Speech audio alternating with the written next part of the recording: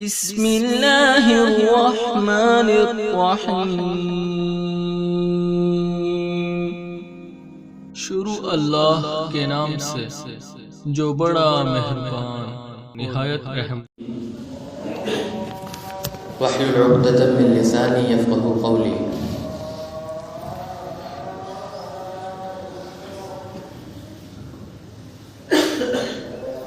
نحمدک یا اللہ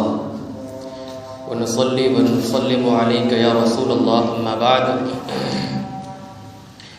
فأعوذ بالله من الشيطان الرجيم، بسم الله الرحمن الرحيم۔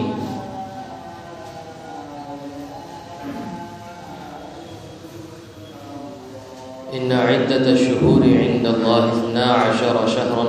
في كتاب الله يوم خلق السماوات والأرض منها 4 حرم، ذلك الدين القيم فلا تظلموا فيهن أنفسكم۔ صدق الله العظيم وصدق رسوله النبي الكريم، ونحن على ذلك لمن الشاهدين والشاكرين، والحمد لله رب العالمين۔ وقال الله تبارك وتعالى في شأن حبيبه الكريم، إن الله وملائكته يصلون على النبي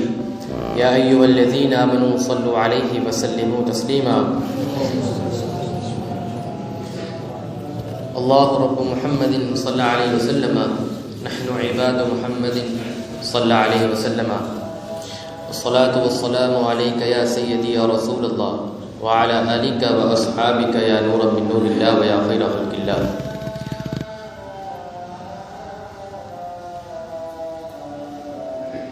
اللہ تبارک و تعالیٰ کی حمد و ثنا اور حضور سرور کون مکہ صلی اللہ علیہ وبارک وسلم پر درود و سلام کے بعد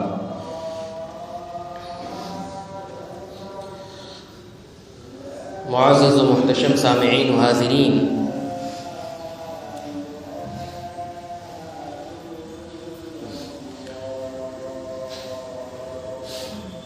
اللہ تبارک و تعالیٰ نے قرآن کریم فرقان حمید میں ارشاد فرمایا کہ ان عدۃ الشہور عند اللہ 12 شہرا،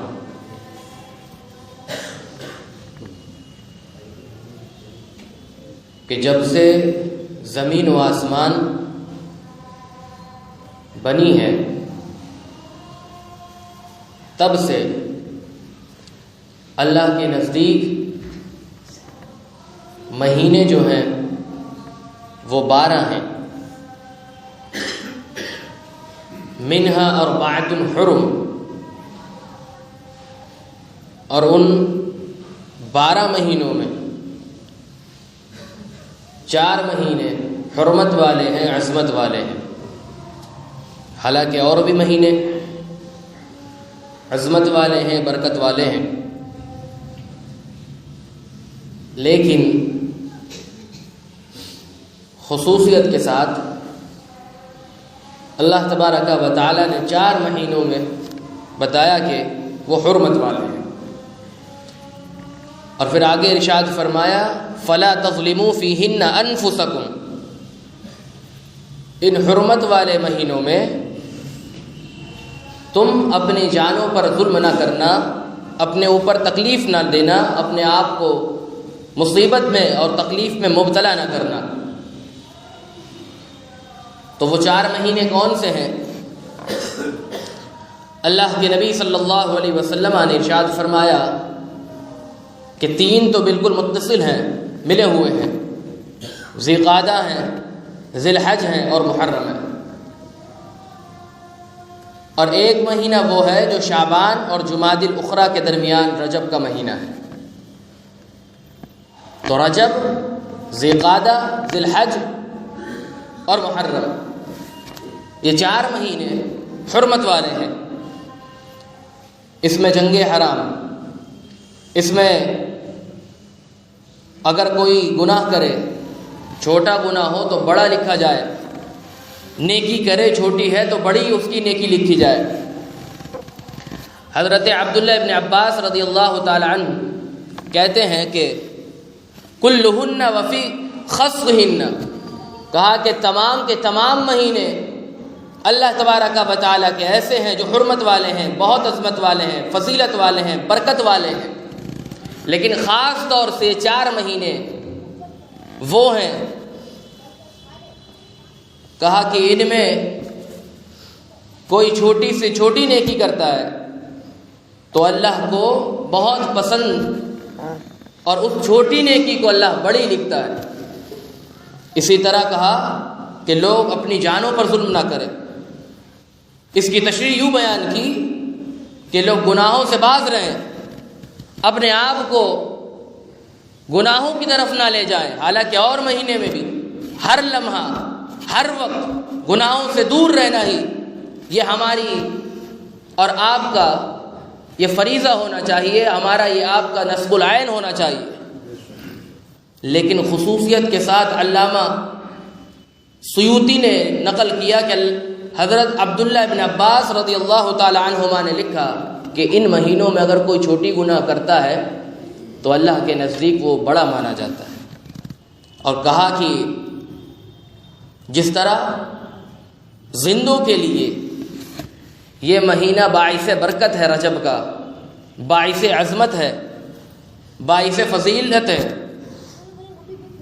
تو اسی طرح مردوں کے لیے بھی رجب کا مہینہ باعث فضیلت ہے، باعث برکت ہے۔ کہا کہ جب رجب کی پہلی تاریخ ہوتی ہے اور اس کے علاوہ جب رجب کا پہلا جمعہ ہوتا ہے، وَيَقِفُونَ عَلَىٰ أَبْوَابِ بُيُوتِهِمْ، جو رشتہ دار انتقال کر چکے ہوتے ہیں، جو مر چکے ہوتے ہیں، جو رخصت ہو چکے ہوتے ہیں ہم سے، اس دار فانی سے کوچ کر جاتے ہیں، وہ سب اپنے اپنے گھروں میں آتے ہیں، اور اپنے اپنے گھروں میں آ کر کے اپنے گھر کے دروازے پر کھڑے ہو کر کے اپنے لوگوں کو کہتے ہیں وَيَقُولُونَ رَحِّمُوا عَلَيْنَا فِي هَذِهِ اللَّيْلَةِ یا فِي هَذِهِ الْيَوْمَةِ، وہ کہتے ہیں کہ اس رات چلا کر کے اپنے لوگوں سے ہم پر رحم کرو، ہم پر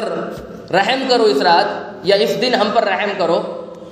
اور وہ خود کہتے ہیں کہ رحم کیسے ہوگا؟ کہتے ہیں بے صدقہ، ہمارے نام سے تم صدقہ کرو اور ہم پر رحم کرو۔ رجب کی وہ راتیں، اسی طرح مشکات شریف اور دیگر اور کتب احادیث میں یہ حدیث موجود کہ اللہ کے نبی صلی اللہ علیہ وسلم کے حضور، ابو داؤد شریف کی حدیث ہے کہ ایک قبیلہ باہلی کا ایک شخص آیا، باہلی قبیلے سے، اللہ کے نبی صلی اللہ علیہ وسلم کے حضور وہ جب آتا ہے، اس کے بعد وہ اللہ کے نبی صلی اللہ علیہ وسلم سے وہ شخص رخصت ہو جاتا ہے۔ رخصت ہونے کے بعد جب دوبارہ میرے آقا کی بارگاہ میں آتا ہے تو تقریباً 1 سال کا زمانہ گزر چکا ہوتا ہے۔ تو گزرنے کے بعد 1 سال کا زمانہ گزر گیا تو وہ شخص، وہ صحابی رسول آئے اور آ کر کے کہا یا رسول اللہ، من، آپ ہمیں جانتے کہ نہیں، آپ مجھے پہچانتے کہ نہیں؟ حالانکہ اللہ کے نبی صلی اللہ علیہ وسلم اپنے ہر امتی کو جانتے بھی ہیں، پہچانتے بھی، لیکن یہاں پوچھنے کا مقصد کچھ اور تھا۔ تو میرے آقا نے کہا کہ من انت، تم کون ہو؟ کہا کہ میں وہ باہلی قبیلے کا شخص ہوں جو پہلے 1 سال پہلے آپ کے حضور آیا تھا۔ تو میرے آقا نے فرمایا فما غیرک وفی حسن الحیہ، فرمایا کہ تمہاری چہرہ، تمہارا حسن، تمہارا یہ حیت کیسے بدل گئی، کیا عالم ہے تمہارا؟ پہلے تو آئے تھے تو بہت لہیم شہیم، تمہاری حیت بہت خوبصورت تھی، لیکن اب تم جب آئے ہو تو بدلے ہوئے آئے ہو۔ تو کہا یا رسول اللہ، جب سے آپ سے رخصت ہوا ہوں بلا ناگا میں روزہ رکھتا ہوں، صرف رات میں کھاتا ہوں، پورے سال میں نے روزہ رکھا۔ تو اللہ کے نبی صلی اللہ علیہ وسلم نے کہا کہ روزہ رکھنا اچھا کام ہے، لیکن فلا تظلموا فیہن انفسکم، روزہ رکھ کر کے اللہ تبارک و تعالی کی عبادت و ریاضت کر کے تم اپنے اوپر ظلم نہ کرو۔ فرمایا کہ میں کیسے روزہ رکھوں؟ تو میرے آقا فرماتے ہیں کہ صم من الصبر، یعنی رمضان کے مہینے کا روزہ رکھو وصم من الشہر، اور ہر مہینے کا ایک روزہ رکھ، یعنی ہر مہینے میں سے صرف ایک روزہ، اور رمضان کا جو فرض روزہ ہے وہ پورا مہینہ۔ تو جب انہوں نے سنا تو یہ صحابی رسول ہیں، عبادت و ریاضت سے بے انتہا محبت، پوری رات جن کے بارے میں اللہ نے کہا والذین یبیتون لربہم سجدا وقیاما، جن کی راتیں اللہ کے قیام میں گزرتی، جن کا دن اللہ تبارک و تعالی کے لیے روزے میں گزرتا، یہ وہ تھے۔ تو اللہ کے نبی نے جب یہ کہا کہ رمضان کا روزہ جو فرض ہے وہ پورا رکھنا، اور اس کے علاوہ ہر مہینے کا ایک روزہ رکھنا، تو ان کو کہا کہ یا رسول اللہ مجھے میں بہت طاقت ابھی ہے، اگرچہ آپ دیکھ رہے ہیں میں لحیم اور کمزور ہوں، بڑھائیے اور بڑھائیے، ایک سے زیادہ کریے۔ میرے آقا نے کہا سم یومین، ہر مہینے کا صرف 2 روزہ رکھنا ہے تمہیں۔ تو کہا ابھی بھی طاقت ہے یا رسول اللہ، اور بڑھائیے۔ تو انہوں نے کہا سم، میرے آقا نے کہا سم یوم ثلاثہ، فرمایا کہ ہر مہینے کا صرف 3 روزہ رکھنا۔ کہا یا رسول اللہ اور بڑھائیے، اور بڑھائیے اس کو۔ تو جب یہ کہا تو میرے آقا نے کہا کہ رمضان کا روزہ رکھنا، اور اپنی انگلی کے اشارے سے فرمایا کہ ہر مہینے میں 3 روزہ، یعنی 3 دن لگاتار روزہ رکھنا، اس کے بعد روزے سے نہ ہونا، 2 دن 3 دن خالی رہنا، پھر روزہ رکھنا۔ تو بتانے کا مقصود یہ ہے کہ اس حدیث سے ہمیں یہ معلوم ہوتا ہے کہ اگر کوئی بندہ اس قدر روزہ رکھے کہ لحیم اور کمزور ہو جائے تو بھی وہ درست نہیں ہے طریقے سے، اور اگر بالکل بھی روزہ نہ رکھے اور بالکل بھی اللہ کی عبادت و ریاضت نہ کرے تو وہ زیادہ وعید ہے، زیادہ سخت ہے۔ لہٰذا اپنے معمول میں شامل کرے کہ اللہ کے نبی صلی اللہ علیہ وسلم نے یہ جو کہا رمضان کے مہینے پورے روزہ رکھنا، اور ہر مہینے میں یا تو 1 دن، اپنی استطاعت کے مطابق 1 دن، اپنی استطاعت کے مطابق 2 دن، اپنی استطاعت کے مطابق مہینے میں 3 دن روزہ رکھا کرو۔ یہ اللہ کے نبی صلی اللہ علیہ وسلم کا فرمان۔ اسی رجب المرجب کے مہینے میں خواجہ خواجگاہ، خواجہ معین الملت والدین، خواجہ غریب النواز حسن سنجری علی رحمت و رضوان کا وصال کا بھی دن ہے، اور ان کی یاد میں ہم اہل سنت و جماعت چھٹی کا انعقاد کرتے ہیں، اور ان کے ذکر و فضائل مناقب کو بیان کر کے، اور ان کے جو فرمودات ہیں ان کو بیان کر کے، ان کو سن کر کے اپنی زندگی کے معمولات کو بدلتے ہیں اور ان کے مطابق گزارتے ہیں۔ حضرات محتشم، خواجہ غریب النواز کی ذات وہ ہے، جیسا کہ سب آپ جانتے ہیں، ہندوستان کے بادشاہ ہیں، ہندوستان کے والی ہیں، ہندوستان کے امیر ہیں، اور یہ بادشاہت ان کو اللہ کے نبی صلی اللہ علیہ وسلم کے در سے ملی، اور وہ ایسے بزرگ ہیں جو نگاہوں کے ذریعے سے لوگوں کو اسلام کے حلقے میں داخل فرماتے، اور صرف یہیں تک نہیں بلکہ ولایت کے مراتب تک اس کو فائز کر دیتے تھے۔ وہ خواجہ ہیں جن کے متعلق بہت بڑے بڑے بزرگوں نے کہا کہ خواجہ غریب النواز کی مجلس وہ مجلس ہے، بندہ اگر دنیا دار ہو کر کے آتا تھا، ان کی مجلس میں ایک لمحہ بیٹھ جائے تو اس کے دل سے دنیا کی محبت نکل جائے، آخرت کی رغبت اس کے دل میں جاگزی ہو جاتی تھی۔ خواجہ غریب النواز کے وصال فرمانے کے بعد بھی، ان کے اس دار فانی سے رخصت ہونے کے بعد بھی بزرگوں نے لکھا، اور خصوصیت کے ساتھ میرے امام نے لکھا الملفوظ میں۔ امام کہتے ہیں کہ میرے والد کے ایک شاگرد تھے برکات احمد، مولانا برکات احمد، اور میرے بھائی کے بھی وہ شاگرد تھے۔ کہا کہ معمول یہ تھا کہ ہر مہینے کی چھٹی پر وہ خواجہ غریب النواز کے در پہ حاضر ہوتے تھے،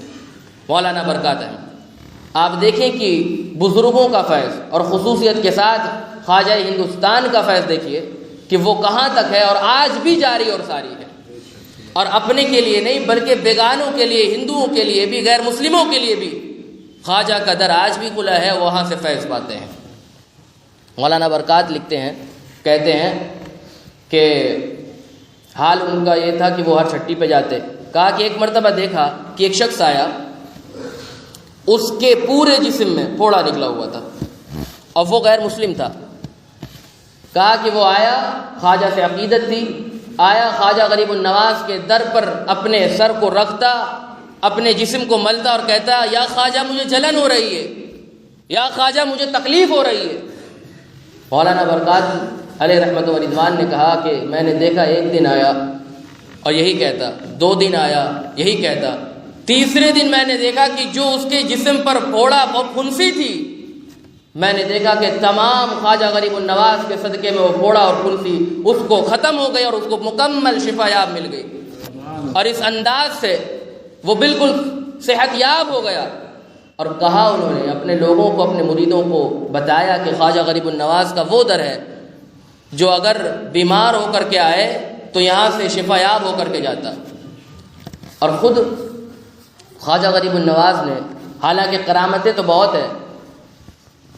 آپ بھی سنتے ہوں گے، ایک کرامت ان میں سے ذکر کرتا ہوں کہ خواجہ غریب النواز نے کس طریقے سے اسلام کی دعوت دی۔ اس کے بعد کچھ سوالات بھی ہیں۔ خواجہ غریب النواز علیہ رحمت و رضوان نے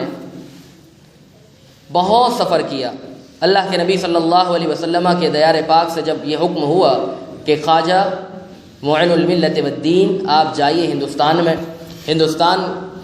میں اجمیر کا علاقہ، میرے آقا نے ان کو خواب میں بشارت دی، اجمیر کا علاقہ دکھایا، اور جب یہاں پر آئے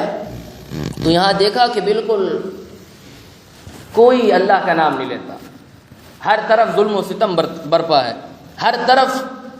اللہ کے خلاف، یعنی اللہ تبارک و تعالیٰ کے علاوہ لوگ معبودان کو پوجتے ہیں، پکارتے ہیں۔ تو انہوں نے دیکھا راستے میں جنگل و بیابان سے گزر رہے تھے، دیکھا کہ کچھ لوگ ہیں جو آگ کی پوجا کر رہے ہیں، آگ کی پرستش کر رہے ہیں۔ تو خواجہ غریب النواز نے جب دیکھا تو ان کے پاس گئے، اور ان کا یہ عالم تھا کہ وہ آگ کی پوجا جب کرتے تو اسی ایام میں کئی دنوں تک وہ آگ کے پجاری کھاتے نہیں تھے، پیتے نہیں تھے۔ تو لوگ ان سے متاثر ہو کر کے وہ آگ کی پوجا میں لگ جاتے، بہت زیادہ لوگ اس سے متاثر ہوتے تھے۔ تو خواجہ غریب النواز نے ان کو حق کی دعوت دی اور کہا کہ آگ کی پوجا کرنے سے ایسا نہیں ہے کہ تمہیں آگ نہیں جلائے گی، بلکہ اللہ تبارک و تعالیٰ میرے رب کی عبادت کرو تو تمہیں آگ نہیں جلائے گی۔ کہا ہم آگ کی پوجا اس لیے کرتے ہیں، ہمیں یقین ہے کہ آگ ہمیں جلائے گی ابھی، لیکن جب ہم مر جائیں گے تو ہمیں آگ نہیں جلائے گی۔ کہا اچھا ایسا ہے؟ کہا اگر تم میرے رب کی پوجا کرو گے، عبادت کرو گے، تو تمہیں آگ آخرت میں کجا دنیا میں بھی نہیں جلائے گی۔ تو جب یہ دعویٰ کیا خواجہ غریب النواز نے، کہا اچھا ایسا کیسے ہو سکتا ہے؟ کہا تم آگ کو اپنے ہاتھ پر لو، دیکھو جلاتی ہے کہ نہیں۔ وہ آگ کے پجاری سے کہا، تو انہوں نے کہا ہاں بالکل جلائے گی، اگرچہ ہم کئی سالوں سے آگ کی عبادت کرتے ہیں، پوجا کرتے ہیں۔ تو خواجہ غریب النواز کو جلال آیا، جوش آیا، کہا کہ سنو کہ آگ کی عبادت کرنے والے کہ آگ جلائے گی، لیکن اللہ کی عبادت کرنے والوں کو آگ دنیا میں بھی نہیں جلائے گی، آخرت میں بھی نہیں جلائے گی۔ اور جوش مارتے ہوئے یہاں تک کہا کہ اللہ کے بندوں کے وجود کو نہیں جلائے گی، حتیٰ کہ ان کے قدموں کی جوتی کو بھی نہیں جلائے گی آگ۔ اور اپنی جوتی کو اٹھا کر کے آگ میں پھینکا، آگ گلے گلزار بن گیا، خواجہ غریب النواز کی جوتی کو جلایا نہیں۔ اور جب یہ کرامت دیکھی ہوئی خواجہ غریب النواز کی، تمام کے تمام لوگوں نے وہی رب تبارک و تعالیٰ کی وحدانیت کا اقرار کرتے ہیں اور کلمہ توحید پڑھ کے اسلام میں داخل ہو جاتے ہیں۔ خواجہ ہند وہ دربار ہے اعلیٰ تیرا، کبھی محروم نہیں مانگنے والا تیرا۔ وہ خواجہ ہے جن کے فضائل اور مراقب بہت ہیں۔ اپنی مجلس خواجہ غریب النواز کی کتاب ہے جو امام بختیار کاکی علیہ رحمت و رضوان نے نقل کیا، یعنی مکتوبات ہے، ملفوظات جس کو کہیے، دلیل العارفین جس کا ترجمہ بھی موجود ہے۔ اس میں خواجہ غریب النواز نے اپنے مریدوں کو تلقین کی کہ سورہ فاتحہ کا ورد ضرور کیا کریں، سورہ فاتحہ کا ورد ضرور کیا کریں۔ مجلس منعقد تھی، بیان کر رہے تھے، خواجہ غریب النواز نے علیہ رحمت و رضوان نے یہ کہا کہ بے شمار فضائل اور مراقب، بے شمار فضیلتیں، برکتیں سورہ فاتحہ میں اللہ نے رکھی ہے۔ کہا کہ اللہ کے نبی صلی اللہ علیہ وسلم کے حضور جبریل امین نازل ہوئے آئے اور عرض کرتے ہیں یا رسول اللہ سورہ فاتحہ میں وہ برکتیں ہیں، وہ فضیلتیں ہیں کہ اگر یہ موسیٰ علیہ السلام پر نازل ہوتی تو کوئی بھی ان کی امتی میں یہودی نہ ہوتا، عیسیٰ علیہ السلام پر نازل ہوتی تو کوئی بھی ان کی امتی میں نصرانی نہ ہوتا، اگر داؤد علیہ السلام پر زبور میں یہ نازل کر دی جاتی تو ان کے امتی میں کوئی اپنے نبی کا دامن نہ چھوڑتا، کوئی مسک نہ ہوتا۔ یا رسول اللہ قسم ہے اس ذات کی، جبریل امین کہہ رہے ہیں اور خواجہ غریب النواز اپنے مریدین کے درمیان بیان کر رہے ہیں، یا رسول اللہ قسم ہے اس ذات کی جس نے آپ کو حق کے ساتھ مبعوث فرمایا، کہا کہ اگر یہ سارے سمندر دوات بن جائیں، یہ دنیا کے تمام درخت اگر یہ قلم بن جائیں، زمین اور آسمان یہ کاغذ بن جائیں اور پیپر بن جائیں، کہا کہ تا قیامت ان چیزوں سے اگر ہم فضیلت سورہ فاتحہ لکھنا چاہیں تو قیامت تو آ سکتی ہے، لیکن سورہ فاتحہ کی فضیلت ہم کبھی لکھ نہیں سکتے۔ یہ جبریل امین نے کہا۔ جب یہ کہا تو خواجہ غریب النواز نے کہا کہ ہر مرض کی دوا ہے سورہ فاتحہ، ہر تکلیف کی دوا ہے سورہ فاتحہ۔ اگر مریض کو کسی بھی دوا سے آرام نہ ہو، لا علاج بیماری میں مبتلا ہو جائے، تو فرمایا کہ فجر کی سنت اور فرض کے درمیان وہ سورہ فاتحہ کو بسم اللہ شریف کے ساتھ، بسم اللہ الرحمن الرحیم الحمدللہ اس طرح سے پڑھ کر کے سینے پر ہاتھ رکھ کے خلوص نیت کے ساتھ، جس جگہ درد ہے، بیماری ہے، پریشانی ہے، تکلیف ہے، اگر کوئی دم کر دے تو اللہ تبارک و تعالیٰ سورہ فاتحہ کے فضیلت کی وجہ سے، برکت کی وجہ سے اس کی تکلیف کو دور کرے گا، مکمل شفا یاب حاصل ہو جائے گی۔ یہ خواجہ غریب النواز نے کہا کہ یہ صرف ایسے نہیں بلکہ حال یہ ہے کہ فضیل بن عیاض بھی سلسلہ چشتیہ کے بڑے بزرگ مانے جاتے ہیں اور وہ سلسلہ چشتیہ کے ایک فرد ہیں۔ وہ خود جب ان کا وہ عالم تھا، وہ ڈاکو جب تھے تو سورہ فاتحہ کا ورد وہ جب توبہ کرتے ہیں تو سورہ فاتحہ کا ورد کرتے ہیں، یعنی اتنا ورد کرتے ہیں کہ اللہ تبارک و تعالیٰ نے ان کو بڑے مراتب دیے اور بڑے فضیلتوں کے حامل ہوئے۔ وہ ہارون رشید کے دور میں جب ہارون رشید کو کہیں سے علاج، ان کو جو ہے بیماری ہو گئی، کہیں سے علاج مکمل نہیں ہوا، شفایاب نہیں ہوئے، تو فضیل بن عیاض کو بلایا گیا اور فضیل بن عیاض نے کیا اور وہ 41 مرتبہ سورہ فاتحہ کو پڑھتے ہیں۔ پڑھنے کے بعد ہارون رشید کے سینے پر ہاتھ رکھ کے دم کرتے ہیں، ہارون رشید کو شفایابی مل جاتی ہے۔ مولا علی اسی طرح خواجہ غریب النواز بیان کرتے ہیں، مولا علی نے کئی مریضوں کو سورہ فاتحہ کے ذریعے سے شفایاب حاصل کرائی اور ان کو مکمل شفا ملی۔ اس طریقے سے خواجہ غریب النواز کا یہ پیغام بختیار کاکی علیہ رحمۃ و رضوان نے لکھا اور کئی اور وظائف ہیں، اور یہاں تک خواجہ عثمان ہارونی جو خواجہ غریب النواز کے پیر و مرشد ہیں، وہ اپنے مریدین کو تلقین کرتے ہیں، کہتے ہیں کہ تم ہم سے تو مرید ہو گئے، ارادت میں آ گئے، مرید بن گئے، ہمارے معتقد ہو گئے، ہم سے طالب ہو گئے، کہا کہ یہ جان لو کہ نمازیں نہ چھوڑنا۔ یہ تلقین کی، اگر تم نماز کو چھوڑو گے، فرض نمازوں کو چھوڑتے رہو گے، تو کہا کہ اللہ کے نبی صلی اللہ علیہ وسلم بھی تمہاری شفاعت نہیں کریں گے۔ اگر تمہاری فرض نمازیں قضا ہوں گی تو کہا ہم کیا، ہم پیران اعظام کیا، ہم اولیاء کرام کیا، اللہ کے نبی بھی تمہاری شفاعت نہیں کریں گے۔ اتنی بڑی بات۔ اور کہا کہ یہ قرآن کا فرمان ہے، فویل للمصلین، ان کے لیے جو نماز تو پڑھتے ہیں، دکھاوے میں پڑھتے ہیں، یا نماز ہی بالکل نہیں پڑھتے، ان کے لیے جہنم کی ایک وادی ہے ویل، جس میں وہ ڈالے جائیں گے۔ تو لہٰذا اپنے مریدین کو یہ بھی تلقین کی کہ جہاں تم سورہ فاتحہ کے ذریعے سے اپنی تکلیفوں کو دور کرتے ہو تو وہیں تب تمہارے دم میں اثر پیدا ہوگی جب تمہاری نمازیں مکمل ہوگی۔ تو لہٰذا یہ پیغام ہے خواجہ غریب النواز علیہ رحمۃ و رضوان کا، اور جس کو استطاعت ہو تو وہ ان کے در پہ جائے اور اپنے لوگوں کے لیے، اپنے بھائیوں کے لیے، اپنے بزرگوں کے لیے، اپنے والدین کے لیے دعا بھی کرے اور امت کی بحالی کے لیے بھی دعا کرے۔